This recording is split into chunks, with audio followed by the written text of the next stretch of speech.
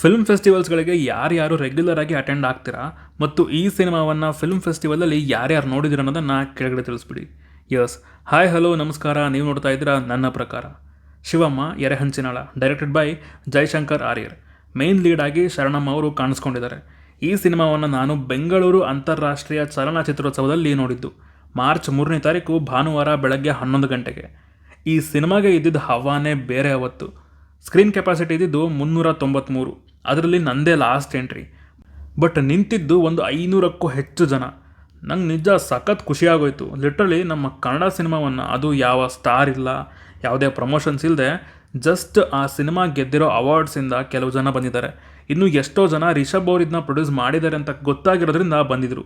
ಯಪ್ಪ ಸೀರಿಯಸ್ಲಿ ಅವತ್ತು ಬೆಳಗ್ಗೆ ಒರಾಯನ್ ಮಾಲ್ಗೆ ಬರ್ತಿದ್ದವರೆಲ್ಲ ಸ್ಕ್ರೀನ್ 5 ಎಲ್ಲಿದೆ, ಶಿವಮ್ಮಗೆ ಇದೇ ಕ್ಯೂನ ಅಂತ ಕೇಳಿ ಆ ಇಡೀ ಔಟರ್ ಸ್ಪೇಸ್ ಫುಲ್ ಕ್ಯೂ ನಿಂತಿತ್ತು. ನಿಜವಾಗ್ಲೂ ಈ ರೆಸ್ಪಾನ್ಸ್ನ ನೋಡಿ ಮತ್ತು ಸಿನಿಮಾನ ನೋಡಿ ಒಬ್ಬ ಕನ್ನಡ ಫಿಲ್ಮ್ ಇಂಡಸ್ಟ್ರಿ ಅಭಿಮಾನಿಯಾಗಿ ಮನಸ್ಸಿಗೆ ತುಂಬ ಸ್ಯಾಟಿಸ್ಫ್ಯಾಕ್ಷನ್ ಸಿಕ್ತು ಗುರು. ಈಗ ರಿವ್ಯೂ ಕಡೆ ಹೋಗೋಣ.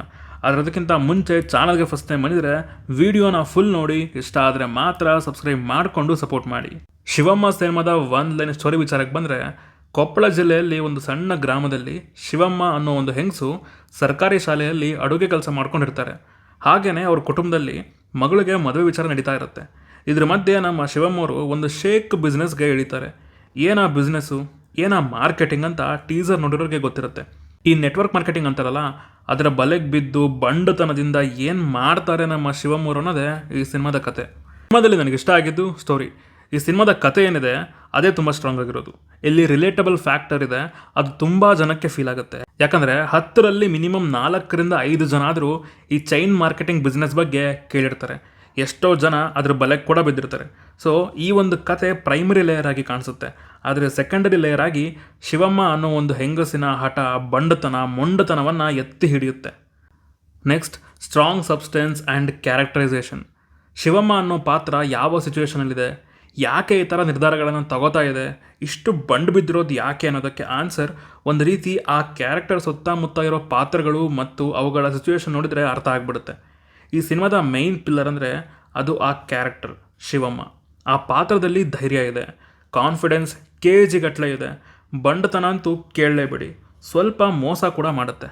ಬಿಸ್ನೆಸ್ ಮಾಡಲೇಬೇಕು ಅಂತ ಬಂಡುಗಿಟ್ಟಿರೋ ಶಿವಮ್ಮ ಏನಾದರೂ ಆಗಲಿ ಆ ಬಿಸ್ನೆಸ್ ಮಾತ್ರ ನಿಲ್ಲಬಾರ್ದು, ಹಾಕಿರೋ ಬಂಡವಾಳ ತಗ್ಗಿಲೇಬೇಕು. ಈ ಬಿಸ್ನೆಸ್ ಜರ್ನಿಯಲ್ಲಿ ಕಾಮಿಡಿನ ಆಡಿಯನ್ಸ್ಗೆ ತುಂಬ ಚೆನ್ನಾಗೇ ಸರ್ವ್ ಮಾಡಿದ್ದಾರೆ.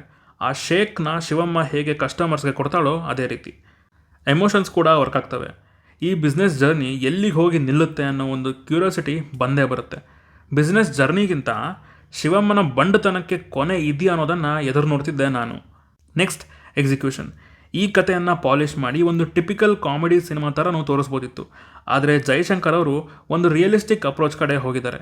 ಪ್ರತಿ ಡಿಪಾರ್ಟ್ಮೆಂಟ್, ಸಿನಿಮಾಟೋಗ್ರಫಿ ಆಗಿರಲಿ, ಸ್ಟ್ಯಾಟಿಕ್ ಫ್ರೇಮ್ಸ್ ಜಾಸ್ತಿ ಇವೆ ಅದರಲ್ಲಿ, ಹಾಗೆ ಸಿಂಕ್ ಸೌಂಡ್ ಯೂಸ್ ಮಾಡಿರೋದು ಅಂತ ಅನಿಸುತ್ತೆ. ಅದರಿಂದ ನಾವೇ ಆ ಹಳ್ಳಿಲಿ ಇದ್ದೀವೇನಪ್ಪ ಅನ್ನೋ ಒಂದು ಫೀಲ್ ಬರ್ಸುತ್ತೆ. ಇನ್ನೂ ಹೇಳಬೇಕಂದ್ರೆ ಶಿವಮ್ಮ ಪಕ್ಕಾ ನೆಕ್ಸ್ಟ್ ನಮಗೇನೆ ಶೇಕ್ ಮಾಡೋಕ್ಕೆ ಬರ್ತಾಳೇನಪ್ಪ ಅಂತ ಅನ್ಸೋದು ಒಂದು ಬಾಕಿ. Next, performances. ಇಲ್ಲಿ ಒಬ್ಬರು ಕೂಡ ಆ್ಯಕ್ಟಿಂಗ್ ಮಾಡಿದ್ದಾರೆ ಅಂತ ಅನಿಸಲ್ಲ. ಆ ಎರೆಹಂಚಿನಾಳ ಗ್ರಾಮದಲ್ಲಿ ಕ್ಯಾಮ್ರಾ ಇಟ್ಟವ್ರು ಅಷ್ಟೇ. ಸಿಂಪಲಾಗಿ ಹೇಳಿ ಮುಗಿಸ್ಬೇಕಂದ್ರೆ ಅಷ್ಟೇ. ಶಿವಮ್ಮ ಅವ್ರ ಪಾತ್ರ ನಗಿಸುತ್ತೆ, ಕೋಪ ಬರ್ಸುತ್ತೆ, ಬೇಜಾರು ಕೂಡ ಮಾಡಿಸುತ್ತೆ. ಇಷ್ಟು ಮಾಡಿಸಿದ್ರೆ ಸಾಕಲ್ವಾ ಪರ್ಫಾರ್ಮೆನ್ಸ್ಗೆ ಇರೋ ಪರ್ಪಸ್ ಫುಲ್ಫಿಲ್ ಆದಂಗೆ ಲೆಕ್ಕ. ಶಿವಮ್ಮನ ಮಗಳ ಕ್ಯಾರೆಕ್ಟರ್ ಮಾಡಿರೋ ಹುಡುಗಿ ಪರ್ಫಾರ್ಮೆನ್ಸ್ ಕೂಡ ಇಷ್ಟ ಆಯ್ತು ನನಗೆ. ಇನ್ನು ಮಿಕ್ಕ ಎಲ್ಲ ಆರ್ಟಿಸ್ಟ್ಗಳು ಕೂಡ ತುಂಬ ನ್ಯಾಚುರಲ್ಲಾಗೇ ಪರ್ಫಾರ್ಮ್ ಮಾಡಿದ್ದಾರೆ. ಸಿನಿಮಾದಲ್ಲಿ ನನಗೆ ಇಷ್ಟ ಆಗದೇ ಇದ್ದಿದ್ದು ಅಂತ ಏನಿಲ್ಲ, ಆದರೆ ಕ್ಲೈಮ್ಯಾಕ್ಸ್ ಏನಿದೆ ಅದನ್ನು ಹೇಗೆ ಆಡಿಯನ್ಸ್ ರಿಸೀವ್ ಮಾಡ್ಕೋತಾರೆ ಅನ್ನೋದ್ರ ಮೇಲೆ ಫೈನಲ್ ಜಡ್ಜ್ಮೆಂಟ್ ಡಿಸೈಡ್ ಆಗುತ್ತೆ. ಬಟ್ ಒಂದಂತೂ ಪಕ್ಕ, ಸಿನಿಮಾ ನೋಡೋರಿಗೆ ಇಷ್ಟ ಆಗೇ ಆಗುತ್ತೆ. ಶಿವಮ್ಮ ಆ ಥರ ಮ್ಯಾಜಿಕ್ ಮಾಡಿದ್ದಾರೆ. ನನ್ನ ಪ್ರಕಾರ ಇದೊಂದು ತುಂಬ ಒಳ್ಳೆಯ ಸಿನಿಮಾ. ಹಠ, ಬಂಡತನ ಅನ್ನೋದನ್ನು ಎತ್ತಿ ಹಿಡಿಯುತ್ತೆ ಕ್ಯಾರೆಕ್ಟರ್ನಲ್ಲಿ.